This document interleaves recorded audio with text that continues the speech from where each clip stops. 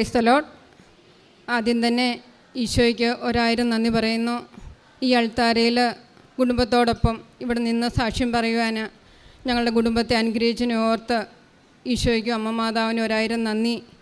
എൻ്റെ പേര് മിനിമോൾ ജോസഫ്, എൻ്റെ ഹസ്ബൻഡ് ജോണി, മൂത്ത മോളാണ് ടിൻറ്റു, ഇത് രണ്ടാമത്തെ മോള് ടാനിയ. ഞങ്ങൾ ആക്ച്വലി സൗദിയിലായിരുന്നു. ഞാൻ സൗദിയിലെ നേഴ്സ്, ഹസ്ബൻഡും കുടുംബവും ഞങ്ങൾ സൗദിയിലായിരുന്നു. കുട്ടികളെല്ലാം ഉണ്ടായതും വളർന്നതും സൗദിയിൽ തന്നെ. 2020 കോവിഡ് എല്ലാവർക്കും അറിയാം. അത് ഞങ്ങളെ ആദ്യം തന്നെ ബാധിച്ചു. കോവിഡിന് ശേഷം ഹസ്ബൻഡ് എൻജിനീയറായിരുന്നു, എയർ കണ്ടീഷനായിട്ട് വർക്ക് ചെയ്യുമായിരുന്നു നല്ലൊരു കമ്പനിയിൽ. മക്കൾ അവിടെ സ്കൂളിൽ പഠിക്കുന്നു, ഞാൻ മിനിസ്ട്രി ഹോസ്പിറ്റലിൽ വർക്ക് ചെയ്യുന്നു. കോവിഡ് വന്നതിന് ശേഷം ആദ്യത്തെ ബാച്ച് കോവിഡായിരുന്നു. അപ്പോൾ ഒത്തിരി ഇതുപോലെയുള്ള കോവിഡ് പോലെയല്ലായിരുന്നു, ഒത്തിരി കാര്യങ്ങളുണ്ടായിരുന്നു. കോവിഡ് വന്നതിന് ശേഷം ഹസ്ബൻഡ് ഡയബറ്റിക് ആണെന്ന് കണ്ടു. അതുവരെ എന്താ പറയുക, ആടിപ്പാടി നടന്നൊരു മനുഷ്യൻ. പ്രാർത്ഥനയിലും കളികളിലും പുള്ളി ഒരു മാർഗ്ഗംകളി മാഷാണ്, ഒരു പാട്ടുകാരനാണ്. അങ്ങനെ എല്ലാ തലത്തിലും ജോലിയിലും ഇതെല്ലാം ചെയ്തിരുന്ന ഒരു മനുഷ്യൻ പെട്ടെന്ന് ഡയബറ്റിക്കായി. 3 മാസത്തോളം ഞാൻ നേഴ്സായതുകൊണ്ട് ഞങ്ങളുടെ ഹോസ്പിറ്റലിൽ എല്ലാം ഇൻവെസ്റ്റിഗേഷൻ ചെയ്യാൻ സാധിക്കും. അപ്പോൾ എല്ലാ മാസവും ഇൻവെസ്റ്റിഗേഷൻ ചെയ്തു. പക്ഷേ കുഴപ്പമൊന്നുമില്ല. 3 മാസം ചെയ്തതിന് ശേഷം കിഡ്നിയിലെ ഇൻവെസ്റ്റിഗേഷൻസ് ഇച്ചിരി എലിവേറ്റ് ആകാൻ തുടങ്ങി. അപ്പോൾ പിന്നെ എല്ലാ മാസം ഇച്ചിരി കൂടാൻ തുടങ്ങി. അപ്പം ഞാൻ ഓർത്തു, ഇനിയിപ്പോൾ അവിടുത്തെ വെള്ളവും ചൂടും കാലാവസ്ഥയൊക്കെ ആയിരിക്കാം, അപ്പം നാട്ടിൽ വന്ന് വരുവാണെങ്കിൽ എല്ലാം ഓക്കെ ആവുമല്ലോ എന്നോർത്ത്. ഹസ്ബൻഡിന് ഒട്ടും താല്പര്യമില്ലായിരുന്നു. വളരെ ഫോഴ്സ് ചെയ്ത്, മക്കൾക്ക് വേണമല്ലോ അപ്പനെ, അതുകൊണ്ട് വളരെ ഫോഴ്സ് ചെയ്ത് ഹസ്ബൻഡാണെങ്കിലും വളരെ സങ്കടത്തോടെ നാട്ടിലേക്ക് എക്സിറ്റ് പോകുന്നു. 2021 ഏപ്രിൽ 13 ഞങ്ങൾ എക്സിറ്റ് പോകുന്നത്. ഞാൻ പോകുന്നില്ല, ഹസ്ബൻഡും പിള്ളേരും. ഇവിടെ വന്ന് ഞങ്ങൾ ആദ്യം ലിസി ഹോസ്പിറ്റലിൽ കാണിച്ചായിരുന്നു. അപ്പം ലിസി ഹോസ്പിറ്റലിൽ കാണിച്ചു. അവർ പറഞ്ഞ് ബയോപ്സി ഒന്നും ചെയ്യണ്ട, ഹസ്ബൻഡ് ഓക്കെ ആകും. എന്നോട് ഞാനൊരു മാസത്തെ അവധിക്കാണ് വന്നത്. അപ്പം ഞാൻ തിരിച്ചു പോയി. ഒരു 3 മാസത്തിന് ശേഷം ഒരു റാപ്പിഡ് ചേഞ്ചസ് 2.2 ഞാൻ ഇവിടുന്ന് ഹസ്ബൻഡിനെ ആക്കിയിട്ട് പോകുന്ന ക്രിയാറ്റിൻ ലെവൽ. പക്ഷേ ഒരു 3 മാസത്തിന് ശേഷം ക്രിയാറ്റിൻ ലെവൽ ഞാൻ കേൾക്കുന്നത് 11. എന്നെ സംബന്ധിച്ച് ഇത് വളരെ ഒരു ക്രൂഷ്യൽ സ്റ്റേജായിരുന്നു. കാരണം എന്ത് ചെയ്യണമെന്ന് എനിക്കറിയത്തില്ല. കാരണം എനിക്ക് ടോട്ടലി ഞാൻ അങ്ങ് അപ്സെറ്റ് ആയിട്ടിരിക്കുന്ന സമയം. കാരണം കുട്ടികളെ പിരിഞ്ഞ് എനിക്ക് നിൽക്കുക എന്ന് പറയുന്നത് എൻ്റെ ജീവിതത്തിലെ ഏറ്റവും വലിയൊരു സങ്കടമുള്ള കാര്യമാണ്. കാരണം ഉണ്ടായ കാലം തൊട്ട് അവരെ കയ്യിലെടുത്ത് വളർത്തി. അപ്പം അത് ഒരു ദിവസം പോലും ആരുടെ അടുത്ത് പോലും ഞാൻ കടത്താൻ വിടത്തില്ല കുട്ടികളെ. അതുപോലെ എനിക്ക് ഭയങ്കര മിസ്സിങ്ങാണ്. അപ്പോൾ ഈ കുട്ടികളെ എന്നാ ചെയ്യണം? അപ്പം അവരെ വിട്ട് മാറി നിൽക്കുന്നതിൻ്റെ സങ്കടം എനിക്ക് വേറെ. ഞങ്ങൾ അവിടെ വീടെടുത്ത് താമസിക്കുക. അപ്പോൾ വീട്ടിൽ ഒറ്റയ്ക്കുള്ള താമസം. അന്നേരമാണ് ഹസ്ബൻഡിൻ്റെ സിറ്റുവേഷൻ ഇങ്ങനെ കൂടുതൽ വർഷങ്ങളായിട്ട് വന്നത്. അപ്പം തന്നെ ട്രാൻസ്പ്ലാന്റ്. അപ്പം നമ്മൾ രാജഗിരി, കോട്ടയം, ഭാരത് ഹോസ്പിറ്റലിൽ പല ഹോസ്പിറ്റലിലും പോയി. ഉടനെ എല്ലാവരും ഡയാലിസിസാണ് ഇത് സജസ്റ്റ് ചെയ്തത്. ഉടനെ ഫിസ്റ്റുലായിട്ടു. മാർച്ച് ലീവായിൽ ഡയാലിസിസ് സ്റ്റാർട്ട് ചെയ്തു. അപ്പം എൻ്റെ ഒരു ഫ്രണ്ടുണ്ട് താര, അവൾ ഹിന്ദുവാണ്. അവൾ എനിക്ക് നേരത്തെ മുമ്പേ പറയും, ചേച്ചി കൃപാസനത്തിലെ പ്രത്യക്ഷീകരണ പ്രാർത്ഥന ചേച്ചി ഇത് ചെല്ലാം, 7 പ്രാവശ്യം ചെല്ലണം. എങ്ങനെ ചെല്ലണ്ടേന്നൊന്നും അറിയത്തില്ല. അപ്പം ഞാൻ മുട്ടക്കുത്തി നിന്ന് 7 പ്രാവശ്യം അത് ചെല്ലുമായിരുന്നു. ശേഷം നമ്മൾ ട്രാൻസ്പ്ലാന്റ് തന്നെ പ്ലാൻ ചെയ്തു. കാരണം ഡയാലിസിസിലേക്ക് ഹസ്ബൻഡ് അധികം വിടത്തില്ല. അപ്പം നമ്മൾ കിഡ്നി പുറത്തുനിന്ന് വാങ്ങിക്കാമെന്നാണ് പ്ലാൻ ചെയ്തത്. അപ്പോൾ ഉടനെ നമ്മൾക്ക് അതിനൊരാളെ കിട്ടി. നമ്മൾ പൈസ എല്ലാം എഗ്രി ചെയ്തു. പക്ഷേ അവരെന്നോട് അന്ന് പറഞ്ഞായിരുന്നു 6 മാസത്തിനകം ഹസ്ബൻഡ് സർജറി കിഡ്നി കൊടുത്ത് ചെയ്യിപ്പിക്കാമെന്ന് പറഞ്ഞു. അപ്പോൾ എനിക്കും വലിയ സന്തോഷമായി. പക്ഷേ എന്താ പറയുക, 6 മാസം എന്നുള്ളത് 1.5 വർഷം നിന്നു. ആദ്യത്തെ ആൾ വന്നു പോയി, രണ്ടാമത്തെ ആൾ വന്നു പോയി. എന്നെ സംബന്ധിച്ച് വളരെ മാനസികമായ നിലയിലായിരുന്നു ഞാൻ ടോട്ടലി. അതായത് ഞാനിപ്പോൾ 54 കിലോയാണ്. അന്ന് ഞാൻ 44 കിലോ, അതായത് 10 കിലോ നേരെ കുറഞ്ഞു എൻ്റെ അവസ്ഥയിൽ നിന്ന്. അത്രത്തോളം മാനസികാവസ്ഥയിലായിരുന്നു ഞാൻ. പക്ഷേ ഈ കുഞ്ഞുങ്ങളെ പിരിഞ്ഞ സന്തോഷവും സങ്കടവും ഇതെല്ലാം കൂടെ ആയി എന്നെ ചെയ്യണത്. പക്ഷേ ഒരാൾ എനിക്കുണ്ട്. ഞാൻ പണ്ട് തൊട്ടേ മാതാവിൻ്റെ വലിയൊരു ഭക്തയായിരുന്നു. അപ്പോൾ എൻ്റെ മാതാവ് എൻ്റെ കൂടെ ഉണ്ടെന്ന് എനിക്കറിയാം. ആരും എന്നെ ശക്തിപ്പെടുത്തുന്നു. അങ്ങനെ ഞാൻ പ്രാർത്ഥനയിൽ വന്നു. പക്ഷേ 2022 ഒക്ടോബർ വീണ്ടും ഇവർക്ക് കോവിഡ് വന്നു നാട്ടിൽ. അപ്പം ആരുമില്ല. ഞാൻ പെട്ടെന്ന് നാട്ടിലേക്ക് വീണ്ടും വന്നു ഇവരെ ടേക്ക് കെയർ ചെയ്യാനായിട്ട്. 15 ദിവസത്തെ അവധി എനിക്ക് കിട്ടിയുള്ളൂ. ഞാൻ ഇവിടെ വന്നു ഹസ്ബൻഡിൻ്റെ കണ്ടീഷനെല്ലാം കണ്ടു. അപ്പം ഞാൻ പറഞ്ഞു നമുക്ക് കൃപാസനത്തിൽ പോകാം. പക്ഷേ അന്നേരം ആഴ്ചയിൽ 3 ദിവസം ഡയാലിസിസ് ചെയ്തുകൊണ്ടിരിക്കുന്ന സമയമാണ്. ഞാനിവിടെ വന്നു. 2022 ഒക്ടോബർ 7 ഞാൻ വന്നു, ഉടമ്പടി എടുത്തു. ഇവിടെ വന്ന് ഹസ്ബൻഡിനെ കൂട്ടി വന്നു. അച്ഛനെ കാണാനായിട്ടായിരുന്നു. പക്ഷേ തലേദിവസം ഡയാലിസിസ് ഉണ്ടായിരുന്നു. അതുകൊണ്ട് അന്ന് അച്ഛനെ കാണാൻ പറ്റിയില്ല. കാരണം 1 മണിയാക്കിയപ്പോഴത്തേക്ക് ഷുഗർ എല്ലാം കുറഞ്ഞു. അപ്പോൾ എന്നോട് പറഞ്ഞു, മിനിമോളെ നമുക്കും വീട്ടിലേക്ക് പോകാം. അപ്പം ഞാൻ പിന്നെ ഹസ്ബൻഡിനെ കൊണ്ട് വീട്ടിലേക്ക് പോവുകയാണ് ചെയ്തത്. മക്കൾ വന്നില്ലായിരുന്നു, മക്കൾ സ്കൂളിലായിരുന്നു. പക്ഷേ ഞാൻ ഉടമ്പടി എടുത്ത് പോയതിന് ശേഷം ഞാൻ വീണ്ടും സൗദിക്ക് പോയി. സൗദിക്ക് ചെന്നിട്ട് ഞാൻ എല്ലാവരും ഉറങ്ങുമ്പം ഞാൻ എഴുന്നേക്കും, എല്ലാവരും എഴുന്നേൽക്കുമ്പോൾ ഞാൻ ഉറങ്ങും. ഇതായിരുന്നു എൻ്റെ അവസ്ഥ. അപ്പം ഞാൻ നൈറ്റ് ഡ്യൂട്ടി മാത്രമേ റിക്വസ്റ്റ് ചെയ്യുള്ളൂ. അപ്പം ഞാൻ രാത്രിക്ക് 3 മണിക്കാണ് ഞാൻ പ്രാർത്ഥിക്കുന്നത്. യൂഷ്വലി എല്ലാവരും ഉറങ്ങും, 3 മണിക്ക് ഞാൻ പ്രാർത്ഥിക്കാൻ എഴുന്നേൽക്കും. അപ്പോൾ ആരോ എന്നോട് പറയുന്നത് പോലെ കിഡ്നി കൊടുക്കേണ്ടത് ഞാനാണ്, മറ്റുള്ളവരല്ല. കാരണം ഞാൻ എൻ്റെ കിഡ്നി കൊടുക്കാതെ ഞാൻ വേറെ എവിടുന്നേലും കിഡ്നി മേടിച്ചാൽ അത് ദൈവത്തിൻ്റെ അടുത്തൊരു പാവമാണ് എന്ന് പറഞ്ഞു. ഞാൻ ഈ കാര്യം ഹസ്ബൻഡിനോട് പറഞ്ഞു. ഹസ്ബൻഡ് എന്ത് ചെയ്ത് എഗ്രി ചെയ്യുന്നില്ല. കാരണം ഞങ്ങൾക്ക് 2 പെൺകുട്ടികളല്ലേ. അപ്പം ആരെങ്കിലും ഒരാൾ ഹെൽത്തായിട്ട് ഓക്കെ നീ പുറത്ത് നിന്നാലേ ഉള്ളൂ കാര്യങ്ങൾ നടക്കുകയുള്ളൂ എന്ന് പറഞ്ഞു.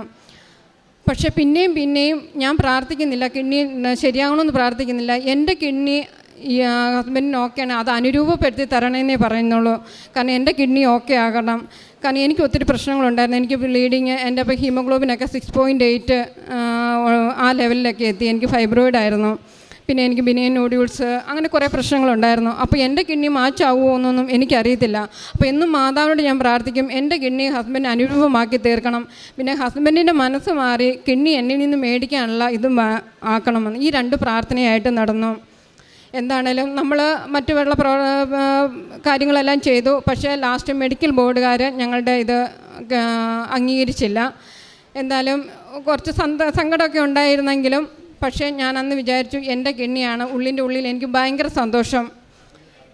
ഞാൻ തിരിച്ച് വീണ്ടും അവിടുത്തെ എനിക്ക് 5 മാസത്തെ അവധി തരാമെന്ന് പറഞ്ഞായിരുന്നു. ഹസ്ബൻഡ് ട്രാൻസ്പ്ലാന്റ് ചെയ്യുവാണ്, ഹസ്ബൻഡ് ടേക്ക് കെയർ ചെയ്യാനായിട്ട്. കാരണം ഞങ്ങളുടെ പേരൻസ് ഓൾഡാണ്. അപ്പോൾ 5 മാസത്തെ അവധി തരാമെന്ന് പറഞ്ഞായിരുന്നു.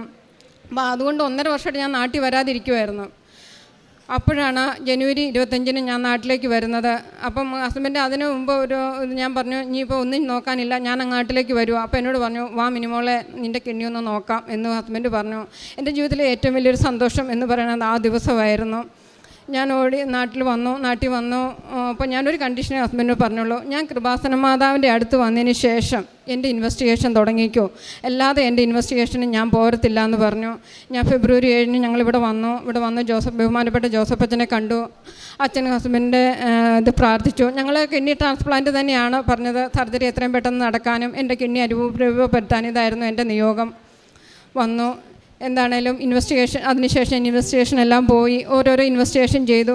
പക്ഷേ എൻ്റെ വിശ്വാസം എന്ന് പറയുന്നത് എനിക്ക് എൻ്റെ മാതാവ് ഒരു അത്ഭുതം അല്ല, ഈശ്വര അത്ഭുതം ചെയ്തില്ലെങ്കിൽ എൻ്റെ കിഡ്നി ഓക്കെ ആകത്തില്ല. കാരണം എൻ്റെ പ്രോബ്ലംസ് എനിക്കറിയാം. ഞാൻ ആ ഹോസ്പിറ്റലിൽ മാർസ്ലിവായിലാണ് ഇൻവെസ്റ്റിഗേഷൻ ചെയ്യുന്നത്. കയറുന്നതിന് മുമ്പ് ഓരോ ഇൻവെസ്റ്റിഗേഷന് മുമ്പ് ഉടമ്പടി ഉപ്പ് ഞാൻ അവിടെ വെക്കും. ആരും ചവിട്ടാത്തടുത്ത് ആ ഡോറിൻ്റെ എവിടെയെങ്കിലും ഞാൻ ഉപ്പില്ലാതെ ഞാൻ പോകത്തില്ല. എന്നിട്ട് ഓരോ ഇൻവെസ്റ്റിഗേഷൻ ചെയ്യും. ക്രോസ് മാച്ച് 3 എണ്ണം കഴിഞ്ഞു. 1 by 1 എല്ലാം നോർമലായി. സാധാരണ ആൾക്കാർക്ക് മാച്ചാകുന്നതിനേക്കാൾ നന്നായിട്ടാണ് ഞങ്ങൾക്ക് മാച്ചായത്. അപ്പോൾ ഹസ്ബൻഡ് ചുമ്മാ പറയുമായിരുന്നു, നിൻ്റെ കിഡ്നി ഒരിക്കലും മാച്ചാകത്തില്ല, കാരണം ഞങ്ങൾ ഓപ്പോസിറ്റ് ക്യാരക്ടേഴ്സാണ്. പക്ഷേ ദൈവത്തിന് അസാധ്യമായിട്ടൊന്നുമില്ല എന്ന് ഞങ്ങൾ പൂർണ്ണമായിട്ടും ഞാൻ വിശ്വസിച്ചത് ആ നിമിഷമാണ്. 3 ക്രോസ് മാച്ചും ഓക്കെ ആയി. പക്ഷേ എൻ്റെ CT അഞ്ച് ചെയ്തപ്പം എനിക്ക് 2 ആർട്ടറിയാണ്. സാധാരണ 80% ആൾക്കാർക്ക് 1 ആർട്ടറിയേ ഉള്ളൂ. അപ്പോൾ 2 ആർട്ടറി ഉള്ളതുകൊണ്ട് ഹസ്ബൻഡിന് സർജറി പോസ്റ്റ് കോംപ്ലിക്കേഷൻ കുറച്ച് അവർ പറഞ്ഞായിരുന്നു. അപ്പോൾ ഹസ്ബൻഡ് ആകെ ഒരു പേടി. ഞാൻ പറഞ്ഞു, ഇല്ല, മാതാവിലല്ലേ നമ്മൾ വിശ്വസിക്കുന്നത്, മാതാവ് നമുക്ക് ഇത്രയും നടത്തി തന്നാൽ ബാക്കിയും നടത്തും. എന്താണേലും ട്രാൻസ്പ്ലാന്റ് കഴിഞ്ഞു. അവർ പറഞ്ഞു 3 ദിവസം കഴിഞ്ഞ് ഹസ്ബൻഡ് യൂറിൻ വരുവുള്ളൂ, പിന്നെ 15 ദിവസം ICU കിടക്കണമെന്നൊക്കെ പറഞ്ഞു. 2023 മാർച്ച് 13 ഞങ്ങളുടെ സർജറി ആയിരുന്നു. ഡോക്ടർ പറഞ്ഞത് പ്രകാരം ഒരു കോംപ്ലിക്കേഷനും ഇല്ല. സർജറി കഴിഞ്ഞു 1/2 മണിക്കൂറിനകം ലാർജ് എമൗണ്ട് ഓഫ് യൂറിൻ പാസ്സായി എന്നാണ് പുറത്തു നിന്നവരോട് ഡോക്ടർ പറഞ്ഞത്. 15 ദിവസം ICU കിടക്കുമെന്ന് പറഞ്ഞ ഹസ്ബൻഡ് 10-ാം ദിവസം ഡോക്ടർ എന്നെ വിളിച്ചിട്ട് പറഞ്ഞു ഡിസ്ചാർജ് ആക്കണമെന്ന്. ഇത് ദൈവത്തിൻ്റെ അനുഗ്രഹമല്ലാതെ വേറൊന്നുമല്ല. അങ്ങനെ ഞങ്ങളുടെ 1 വർഷം 13 മാസം കഴിഞ്ഞു. ഹസ്ബൻഡ് ഇതുവരെയുള്ള ഇൻവെസ്റ്റിഗേഷനും ക്രിയാറ്റിനും കഴിഞ്ഞ ആഴ്ചയും പോയിട്ടുണ്ടായിരുന്നു. എല്ലാം നോർമലായിട്ട് മാതാവിൻ്റെ അടുത്ത് സാക്ഷ്യം പറയാണ്ട് വന്നിരിക്കുന്നു. കൂടാതെ ഞങ്ങളുടെ സർജറി നടക്കുന്ന സമയത്ത് മൂത്ത മോൾ, ഇവർ CBSEയിൽ അവിടെയായിരുന്നു പഠിച്ചത്. അപ്പോൾ ഇവിടെ വന്നു കഴിഞ്ഞപ്പോൾ പെട്ടെന്ന് മലയാളം പാടായിരുന്നു. അപ്പോൾ മലയാളം അക്ഷരത്തെറ്റാണ്, പറയാനറിയാമെങ്കിൽ അക്ഷരത്തെറ്റുകൾ ഒത്തിരിയുണ്ട്. അപ്പോൾ എല്ലാത്തിനും A+ കിട്ടുമോ എന്നുള്ളൊരു പേടി. അതും എൻ്റെ 2ാമത്തെ നിയോഗം. മകൾക്ക് മലയാളം എല്ലാം എഴുതി എല്ലാ സബ്ജക്റ്റിനും A+ കിട്ടണം. 10ാം ക്ലാസ് റിസൾട്ട് വന്നു. മകൾക്ക് എല്ലാ സബ്ജക്റ്റിനും A+ കിട്ടി. മൂന്നാമത്തെ എൻ്റെ നിയോഗം ഉടമ്പടി തൈലവും ഉപ്പും വെച്ചുള്ളതാണ്. എൻ്റെ അമ്മയ്ക്ക് 80 വയസ്സായി. അമ്മ ഒത്തിരി നല്ല ഫാറ്റായിട്ട് വണ്ണമുള്ള ആളാണ്. അപ്പം വയറും ബ്രഷും എല്ലാം ഒത്തിരി ഇതാണ്. അമ്മയ്ക്ക് ഈ ദേഹത്ത് ത്വക്ക് രോഗമുണ്ട്. ഇതെല്ലാം ചൊറിഞ്ഞങ്ങ് പൊട്ടിക്കഴിഞ്ഞാൽ പെട്ടെന്ന് അങ്ങ് സ്പ്രെഡാകും. പക്ഷേ ഈ വേദന ഞാൻ ഇരിക്കുമ്പോൾ എനിക്ക് അനുഭവിക്കുന്നതായിട്ടാണ് തോന്നുന്നത്. ഇത് അമ്മയ്ക്ക് വരുന്ന ആ വേദന. അപ്പം ഞാൻ ഒരു പ്രാവശ്യം ഇവിടെ നാട്ടിൽ വന്നപ്പം ഉടമ്പടി തൈലം എടുത്ത് അമ്മയ്ക്ക് കൊടുത്തു. 1 വർഷമായിട്ട് അമ്മയ്ക്ക് ത്വക്ക് രോഗം ഉണ്ടായിട്ടില്ല. അമ്മയ്ക്ക് ഇപ്പോൾ കാലിൻ്റെ മുട്ടിന് വേദന വന്നാലും എന്ത് വന്നാലും അമ്മ എന്നെ വിളിക്കും, മാനെ ഉടമ്പടി തൈലം കൊണ്ട് കൊച്ചിങ്ങ് വന്നേ, അമ്മേനെ ഒന്ന് പ്രാർത്ഥിച്ചേ എന്ന് പറയും. കഴിഞ്ഞ ആഴ്ചയിലും അമ്മയ്ക്ക് നടുവിന് വേദന, അമ്മ ഉടമ്പടി തൈലം വെച്ചു. അമ്മയോട് ഞാൻ പറയും, അമ്മയെ 3 ദിവസത്തിനകം അത് മാറും കേട്ടോ എന്ന് പറയും. കൃത്യം 3 ദിവസത്തിനകം അത് മാതാവ് മാറ്റി കൊടുക്കും. പിന്നെ എൻ്റെ 4ാമത്തെ നിയോഗം എൻ്റെ മൂത്ത ബ്രദറിന് സിവിയർ ഹെഡേക്ക് ഒരു പ്രാവശ്യം അവധിക്ക് വന്നപ്പോൾ ഞാൻ കണ്ടു. സിവിയർ ഹെഡേക്ക് ഉടമ്പടി തൈലം ചേട്ടായുടെ തലയിൽ വെച്ച് ഞാൻ പുരട്ടി. അതിനുശേഷം ചേട്ടാ ഇന്ന് വരെ സിവിയർ ഹെഡേക്ക് പറഞ്ഞിരുന്നില്ല. അങ്ങനെ ഞങ്ങളുടെ കുടുംബത്തിൽ ഒത്തിരി അനുഗ്രഹങ്ങൾ. ഇവിടുത്തെ കൃപാസനത്തിൽ ഉടമ്പടി എടുത്താലും ഞങ്ങൾ മിക്കവാറും കൃപാസനത്തിൽ വരും. അത് ഹസ്ബൻഡ് വരത്തില്ല, കാരണം വെച്ചാൽ 1 വർഷം കഴിഞ്ഞ് പുറത്തിറങ്ങണ്ട എന്നൊക്കെ പറഞ്ഞായിരുന്നു.